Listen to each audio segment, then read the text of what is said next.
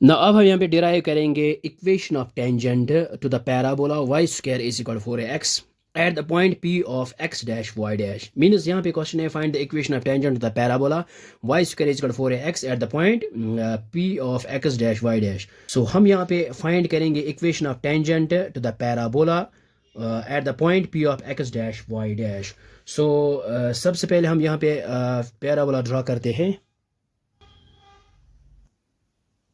सो ये है हमारे पास, मान लीजिए हमारे पास पैराबोला और इसकी स्टैंडर्ड इक्वेशन है वाई स्क्वायर इक्वल 4x। ये हमने ऑलरेडी प्रीवियस लेक्चर में डिराइव की है स्टैंडर्ड इक्वेशन ऑफ पैराबोला।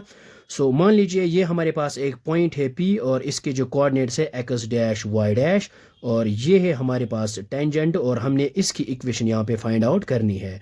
तो सबसे पहले हम यहाँ पे लिखते हैं गिवन इक्वेशन ऑफ पैराबोला जो है हमारे पास यहाँ।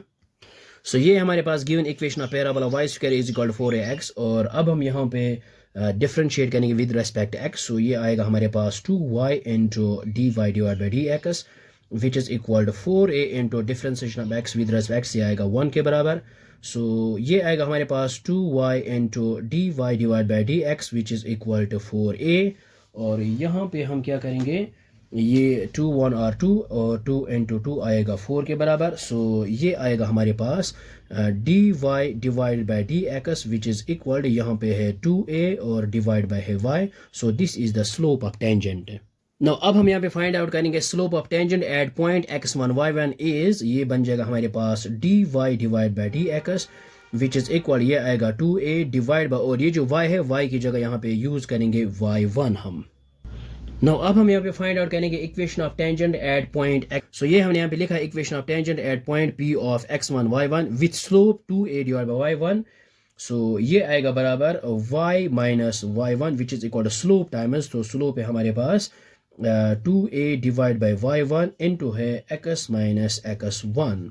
सो और इसकी ये इक्वेशन ऑलरेडी आपने की है, ये बराबर y minus y not which is equal to slope को हम m से डिनोट भी करते हैं into x minus x not, ये एक्स नॉट वाई नॉट, ये है x1 y1, एक्स नॉट की जगह x1 है और y नॉट की जगह y1 है, ये भी आप यूज़ कर सकते हैं। ये वही है y minus y1 is equal to slope times x minus x1। Now अब हम यहाँ पे इस y1 को यहाँ पे मल्टीप्लाई करते हैं, इसको यहाँ पे लिखते हैं।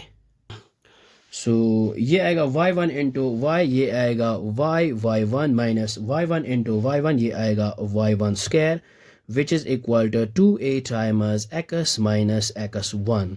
सो ये आएगा यहाँ पे y1 माइनस ये आएगा y1 square which is equal, इसको यहाँ पे मल्टीप्लाई करते हैं, ये आएगा 2ax माइनस आएगा 2ax1।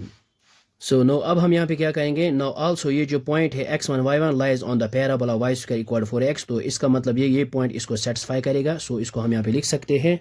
सो ये हमने यहाँ पे लिखा also the point P of x1 y1 lies on the parabola y square equal 4x, तो इट मीन्स दैट ये इसको सेटिस्फाई करेगा। सो ये आएगा y1 square which is equal to 4ax1 और y की जगह y1 यूज़ किया है, x की जगह x1 यूज़ किया है।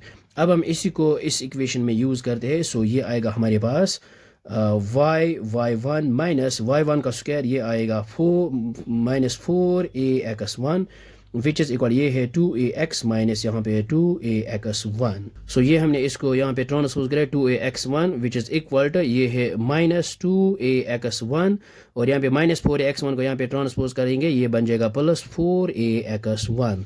सो ये आएगा y1 minus 2ax which is equal to 4ax1 minus 2ax1, ये बन जाएगा 2ax1। अब ये जो है 2a माइनस 2ax को यहाँ पे ट्रांसपोज करेंगे, ये आएगा यहाँ पे प्लस, सो ये आएगा प्लस 2ax और यहाँ पे है फिर प्लस 2ax1 और फिर अब यहाँ पे क्या करेंगे y1 विच इज़ इक्वल, यहाँ पे 2a को यहाँ पे बाहर निकालते हैं, कॉमन है ये। सो यहाँ पे आएगा x plus x1। So which is the required equation of tangent. So ये हमने यहाँ पे लिखा है which is the required equation of tangent. So I hope आपको ये समझ में आया होगा, ये बहुत ही आसान है।